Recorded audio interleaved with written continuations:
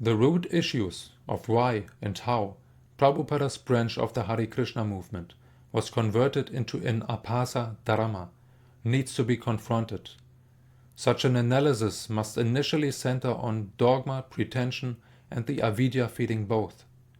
In so-called ISKCON, it is a procedural avidya before it becomes philosophical dogma.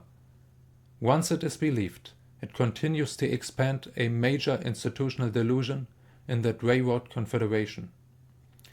Since the mid-80s, this delusion is at the core of maintaining the cult's pretense of offering genuine gurus and genuine initiations.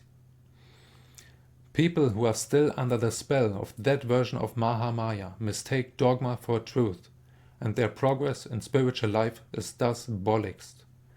Some of them push all their chips to the center of the table, and doing so, they identify with the deviated cult out of sentiment of fanaticism. The fortunate seeker of the Absolute is serious, sincere, and has knowledge of metaphysical and spiritual principles. He does not get suckered into anything.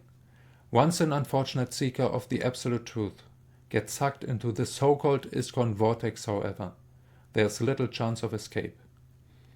It is so-called ISKCON dogma which serves effectively as the mortar to hold its wonderworld together. It works to keep each of its so-called initiated disciples in illusion, adrift without a spiritual rudder. The so-called ISKCON Confederation is a pseudo-spiritual scam, and its influence needs to be exposed, checked, and terminated. Hare Krishna.